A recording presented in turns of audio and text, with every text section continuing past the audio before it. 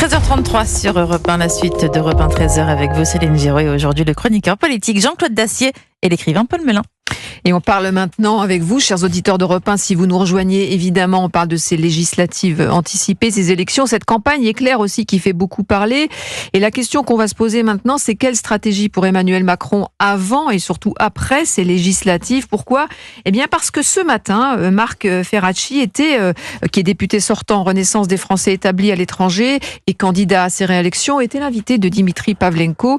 Et il estime qu'il faut aller au combat et faire des compromis pour renforcer la majorité. On l'écoute. Dans ces circonscriptions dans lesquelles il n'y a pas de candidats ensemble, eh bien, il y a des candidats républicains dont nous pensons qu'ils sont mieux placés pour remporter le siège face au Rassemblement national ou face à la France insoumise et ses alliés. Quand vous dites candidats républicains, vous voulez dire quoi exactement, Marc Ferracci? Ça peut être des candidats les républicains, ça peut être des candidats de la gauche constructive, et donc des candidats dont nous pensons qu'il est possible de gouverner avec eux, et en responsabilité, dans ces circonscriptions qui seraient assez difficiles à gagner pour la majorité présidentielle actuelle, eh bien nous faisons le choix de mettre des candidats qui auront la capacité à battre les extrêmes. Voilà, Marc Ferracci, ce matin, au micro de Dimitri Pavlenko, 485 candidats investis par la majorité et 67 circonscriptions laissées à l'arc républicain. Tendre la main, la solution, Paul Melun? Moi, je trouve cette notion d'arc républicain et de candidat républicain, puisque c'est les mots qu'il a employés, flou et vague. Et pour tout vous dire, assez inexact. C'est-à-dire que je vois pas en quoi les candidats du Front populaire ou du Rassemblement national ou des ciotistes, ceux qui étaient avec Éric Ciotti qui sont partis au Rassemblement national, seraient moins républicains que des candidats de la majorité présidentielle, où je vois pas comme ils seraient plus non plus, mais pour moi ce sont tous des candidats républicains. Cette notion d'arc républicain, un coup on a mis Monsieur Bardella dans l'arc républicain quand il est venu avec les autres chefs de parti à l'Élysée discuter avec le président, un coup le président tressait ses louanges dans les journaux, et puis après, maintenant il est plus dans l'arc républicain. Bizarrement, ils sont plus dans l'arc républicain au Rassemblement national à l'approche des élections. C'est quand même un peu bizarre. C'est comme cette notion d'extrême. Oui. L'extrémisme, ça veut dire que 60% des Français sont des extrémistes, puisque 60% des Français ont voté soit pour des membres du Front populaire, soit pour des membres du Rassemblement national. Donc vous voyez, tout ça ne tient pas debout. Ce sont des artifices pour cacher une stratégie politique, pour pas dire politicienne, mais ils ont bien le droit. C'est la stratégie du président de la République et de l'exécutif, c'est de se dire, il nous faut élargir notre majorité, et donc on va miser sur des députés Macron compatibles. Moi je les appellerais pas des députés républicains, je dirais des députés Macron compatibles. Certains LR sont Macron compatibles. Il y a des députés LR, par exemple Aurélien Pradier, etc. Ils peuvent travailler. Ils disent que c'est des élus constructifs de droite, de gauche ou du groupe centriste. Voilà.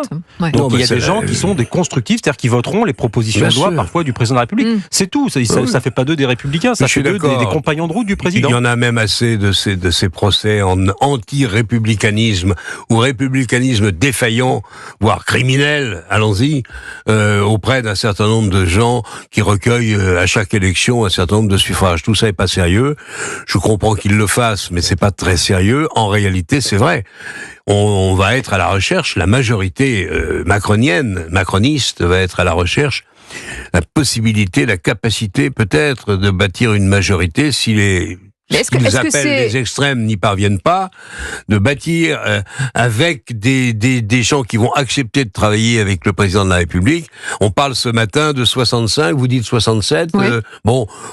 Il y a là-dedans une majorité de républicains, mais peut-être même pas seulement. Il y a un peu de tout, de gens qui sont en de bonnes situations pour être élus et qui n'auront pas de candidats macroniens face à eux. Mais est-ce que c'est la stratégie gagnante de privilégier ce vote utile, de tendre la main?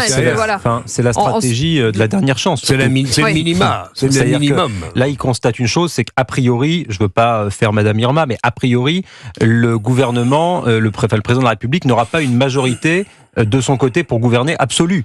Ce qui peut espérer, c'est une majorité très relative, peut-être plus relative qu'elle ne l'est aujourd'hui, avec effectivement des députés Macron compatibles, pour en revenir à mon mot de tout à l'heure, des députés Macron compatibles, certains du groupe Liot actuellement, vous voyez, certains députés socialistes, pourquoi pas, je vois François Hollande par exemple, je le vois pas voter contre tout en bloc une fois qu'il sera à l'Assemblée nationale, si par exemple il y avait un gouvernement Gabriel Attal.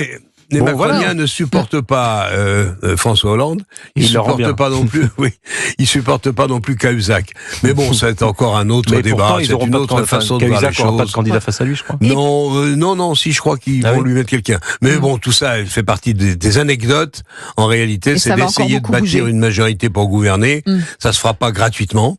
ça sera donnant-donnant. Ouais. Et cet accord qui était impossible avec les Républicains et un certain nombre de gens de gauche réticents et le bloc macronien sera peut-être de fait obligatoire si le gouvernement et si le président de la République veut encore gouverner un peu.